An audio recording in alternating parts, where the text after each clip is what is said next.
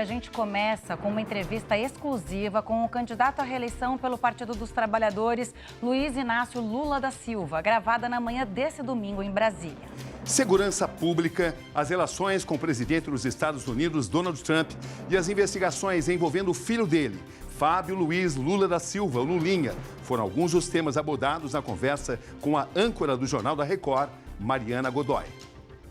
O jornalismo da Record veio a Brasília para uma entrevista exclusiva com o presidente Lula no Palácio da Alvorada. Presidente, muito obrigada por receber o Domingo Espetacular aqui em sua casa num domingo.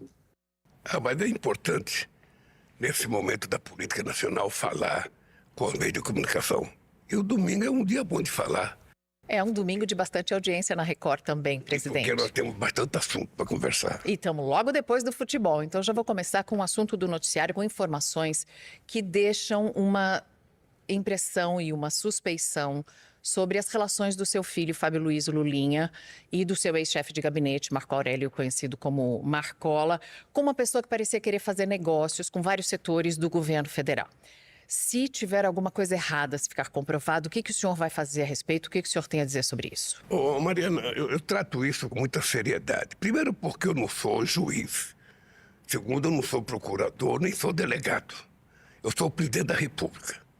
E o que eu digo para você, eu digo para o meu filho, eu digo para qualquer pessoa, todos nós somos obrigados a agirmos corretamente.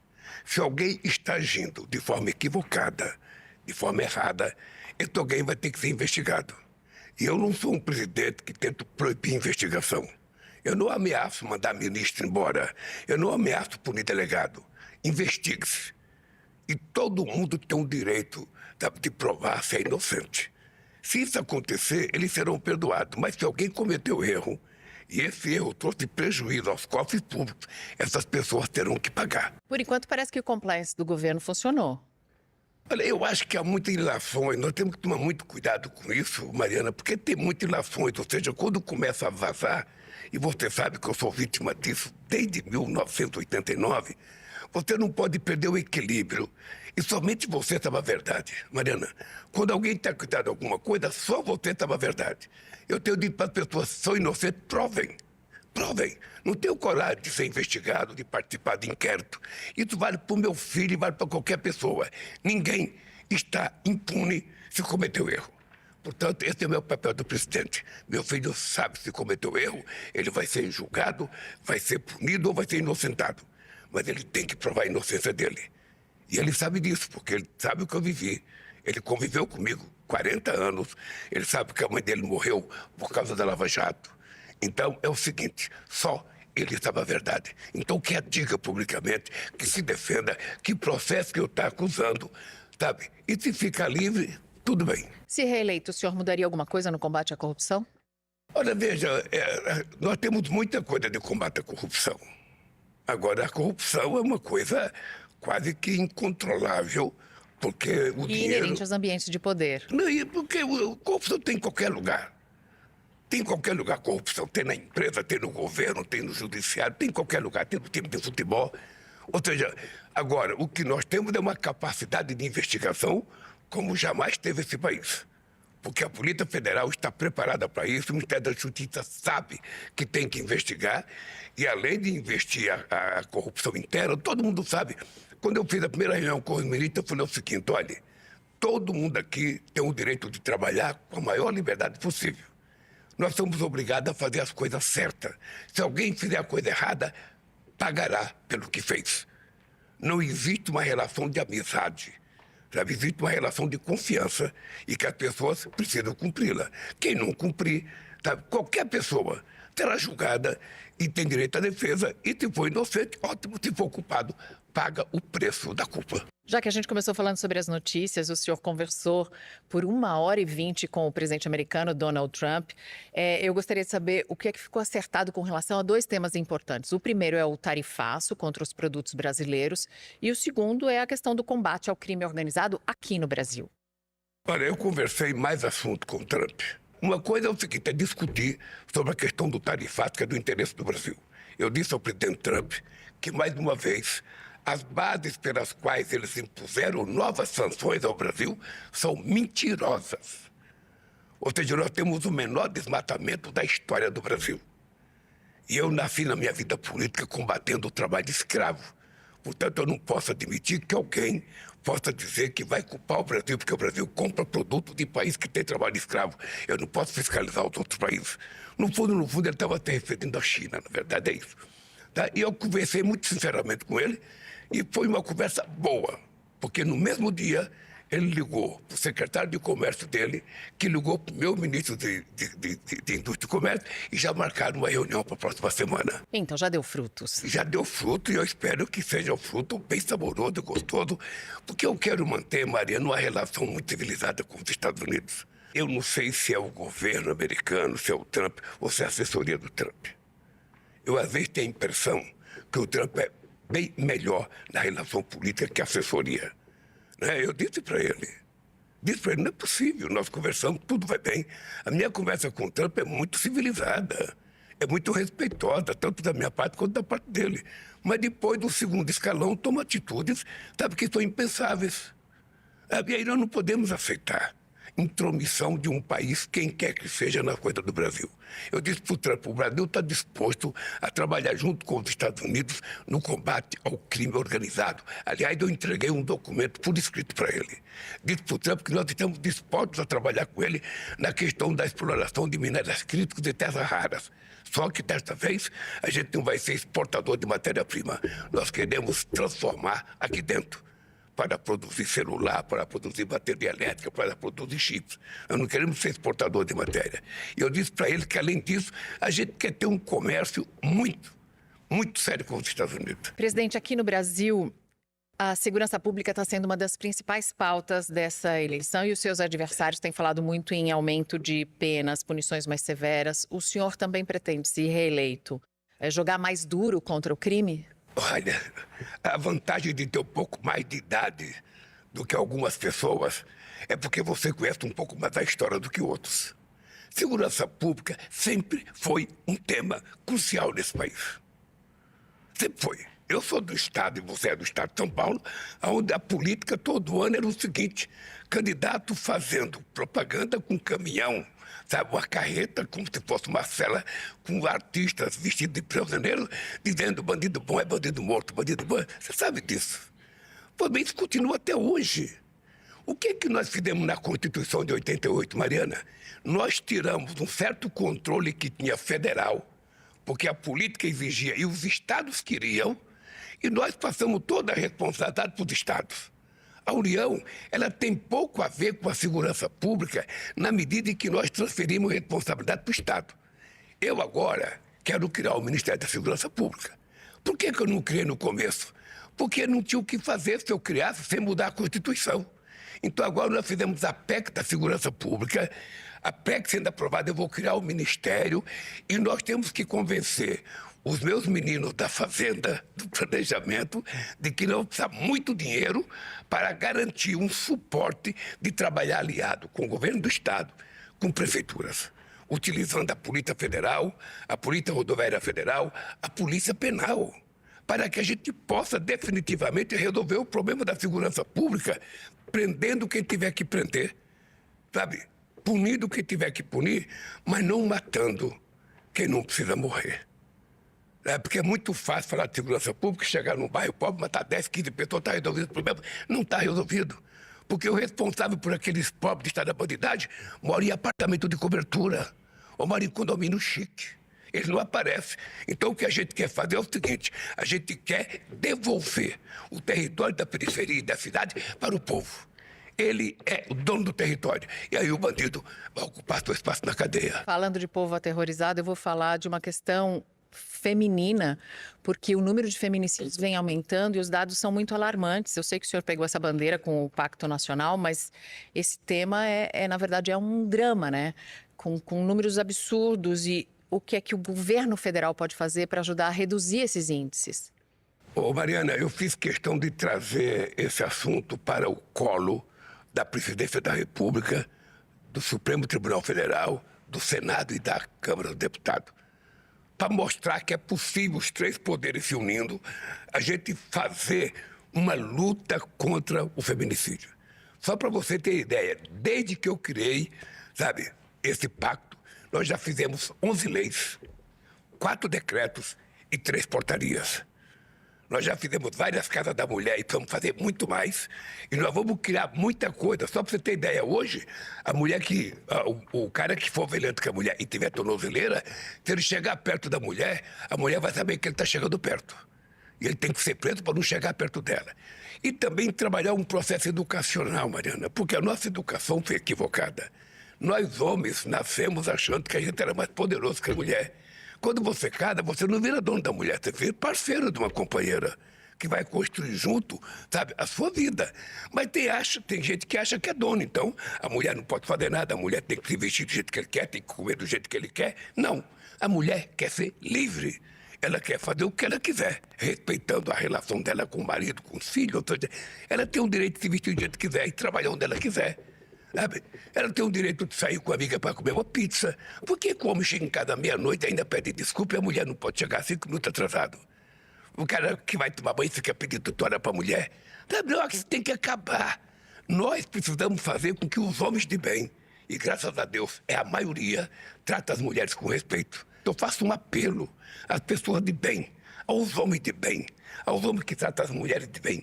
Converse com os seus amigos que são brutos, que são ignorantes, que acham que mulher é escrava dele, para ele parar, sabe, de fazer bobagem e cuidar bem da família. O homem de verdade protege, né? O homem de verdade protege. É isso, o homem, é isso, você disse bem. O homem de verdade, aquele que é homem com H maiúsculo, ele protege a sua companheira e não usa violência contra ela. Presidente, o senhor fala dos números positivos da economia, fala do desemprego em queda, da inflação controlada. Ao mesmo tempo, o Brasil é um país que ainda tem juros muito altos e o endividamento das famílias é recorde.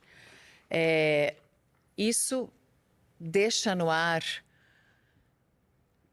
Eu acho que os números e a sensação das pessoas não estão batendo, né? Como é que a gente consegue fazer alinhar o que aparece num gráfico com uma realidade mais agradável? Você já viu quando na televisão Record você denuncia o tempo? Sim. Aí a pessoa fala, tá 30 graus com um viés de 32. Tá. Eu queria que pro salário fosse assim, tá R$6, mas com a sensação Pode de 10. Pode chegar a tanto, Agora, o juro está alto, a taxa Selic, quem paga muito caro disso é o povo mais pobre que compra prestação. Mas também tem uma coisa que nós temos que levar em conta, que a gente não pode aceitar mentira. Sabe? O mundo do consumo mudou. Eu estava discutindo com a Janja antes de vir para cá para a entrevista. Ou seja, hoje uma mulher, um rapaz está no celular, ele está passando o dedo lá, ele vê propaganda para ele comprar qualquer coisa, é muito barato, sabe? É de R$5, R$15, R$20. E ele às vezes vai comprando, ou seja, ele não se dá conta que tem que somar aquilo para saber no fim do mês quanto é que ele gastou que não estava previsto. Porque eu sou favorável que o povo consuma. Agora o povo tem que consumir olhando quanto que ele ganha. Nunca teve uma educação econômica, porque né? Toda vez, isso que eu acho. O governo tem obrigação de criar uma política educacional para o povo. Agora, veja o que está acontecendo no Brasil. Esse dia eu vi que um adversário meu foi botar uma picanha, sabe, na televisão. Porque até, cara, eu vou dar um dado para você aqui. Eu fiz questão de trazer isso aqui para você. Sabe, a inflação. Enquanto no governo passado, em 4 anos, a inflação teve média 6,2%, a nossa é só apenas 4,5%. A inflação de alimentos, esse dado eu vou olhar para a Câmara aqui. A inflação de alimentos no governo passado chegou nos 4 anos a 56,16%. A nossa, em 4 anos, de 2023 até agora, 13,64%. Ou seja, 4 vezes menos. 4 vezes menos. Então, era importante que esses adversários, ao invés de ir no supermercado fazer pirotecnia, deviam acompanhar os dados do IPCA, para eles saberem que as coisas melhoraram muito nesse país. Você quer outra ideia? O desemprego, nele chegou a quase 8%, o nosso a 5%. O desemprego, eles geraram 6 milhões de empregos, nós geramos 10,6 milhões de empregos. O crescimento econômico, o deles foi 1,4%.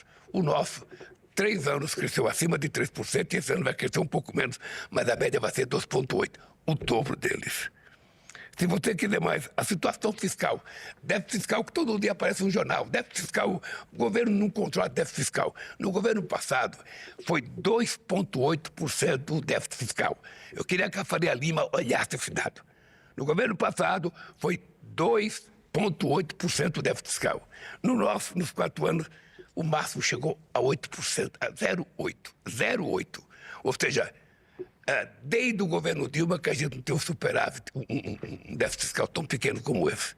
Então, os números são todos exitosos. Nós temos a menor inflação acumulada em 4 anos. Nós temos aumento do salário mínimo real em todos os anos que eles passaram 7 anos sem fazer. Agora, por que a sensação está caro? Está caro porque mudou o nosso hábito de comer, porque o juro está caro e porque a gente está comprando umas coisas e utilizando umas coisas. Por isso que eu acho que nós vamos ter que criar, além de ter um monte de economistas, nós temos que criar como programa de governo uma coisa chamada educação de economia popular. Educação financeira nas escolas. É isso.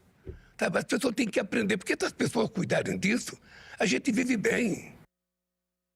Presidente, vamos falar da escala 6x1? Porque o presidente do Congresso, Davi Alcolumbre, deu sinais de que pode colocar em pauta já agora em setembro, no começo do mês, e pode inclusive ser aprovada. Essa é a expectativa do governo, certo? Tem 4 coisas importantes que podem acontecer logo. A escala 6x1, a PEC da Segurança Pública, a escala 6x1, a PEC da Segurança Pública e a questão dos minerais críticos que a lei está lá. E tem mais uma que é o REDATA, que é importante para ser votado, e tem mais uma que é a taxa das blusinhas. Sabe, nós temos com a medida provisória, ela vence dia 8 de setembro. Eu tive com o meu amigo Alcolumbre, quarta-feira tem uma reunião com ele e nós vamos anunciar o fim da taxa das blusinhas para o bem das pessoas que gostam de comprar coisinha pouca por $50. Nós temos muita coisa para o futuro desse país, muita coisa. Nós queremos fazer, primeiro, nos próximos mandatos, a educação será a prioridade, que eu quero resolver definitivamente o problema da educação nesse país. Depois eu quero resolver o problema também do idoso. Nós vamos ter que criar um programa para cuidar dos idosos. Presidente, o senhor participou de inúmeras eleições. O senhor enfrentou os mais diversos adversários.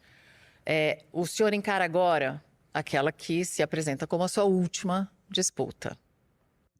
Qual é a leitura que o senhor faz hoje dos seus concorrentes nesse pleito e o que muda em concorrer com os quadros atuais e com o ex-presidente Bolsonaro, por exemplo, ou com outros nomes que o senhor enfrentou nas urnas? Olha, eu tenho saudade do tempo que eu disputava eleições com o PSDB. Fernando Henrique? Com Serra, com Alckmin, com Fernando Henrique Cardoso.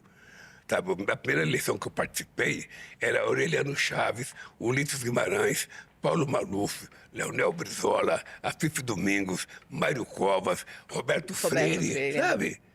Era assim. E mais o homem da democracia cristã, você está lembrado disso? Pois bem, foi piorando o quadro. Hoje, se você comparar a disputa de hoje com a disputa daquele tempo, você percebe que diminuiu a importância dos políticos que disputam a eleição. Diminuiu. Tem gente que acha que pode ser candidato por causa da internet. Tem gente que acha que brincar na internet ou lacrar a internet dá ele o direito de ser presidente da República. Ser presidente é diferente. É tomar decisões. Tomar decisões sobre coisa séria. Eu acho que piorou o processo político do Brasil. Piorou. O senhor é bem conciliador, né? O senhor acredita que conseguirá reunir os 2 Brasis? Olha, veja, eu acho que não tem 2 Brasis. Eu acho que tem um momento histórico que estamos vivendo. Um momento histórico que pode ser dissipado daqui a 2 anos, 3 anos, 4 anos. Esse é um país que não tem histórico, sabe, geral de violência nas eleições, de agressões, de ofensas, de lacramento na internet, porque a internet permite que os bandidos se apareçam, sabe, às vezes com mais força do que os honestos. E que aparentem uma autoridade. É porque por cara te agredir e pelo contar uma mentira a teu respeito, ele não tem que explicar nada. Quem tem que explicar é quem tem que se defender. Você percebe a diferença? Então, aqui no Congresso Nacional, você pega quando vai um ministro da CPI, o deputado vai fazer pergunta para ele não está fazendo pergunta para o ministro, ele está fazendo uma coisinha para o celular dele, celular, cara, depois ele nem fica para esperar a resposta. Então, o nível da política, Mariana, caiu muito. Caiu muito. Se você não gostava da política 30 anos atrás, muito menos razão você tem de gostar agora. Mas sabe por que o povo tem que votar e o povo tem que comparecer à urna? Porque a desgraça de quem não gosta de política é que é governado por quem gosta. E se quem gosta for uma minoria perversa, o povo será governado por essa minoria. Eu tenho orgulho de dizer uma coisa, eu vou dizer aqui, vai Record, um orgulho muito grande. Por que eu sou o único presidente que não tem diploma universitário e sou o presidente que mais fiz universidade na história do país, fiz mais campi, fiz mais institutos federais na história desse país? No próximo mandato, eu quero garantir ao povo escola de tempo integral para todas as crianças. Com qualidade. Com qualidade. Presidente. Mariana, obrigado. Muito obrigada, eu agradeço. Obrigado.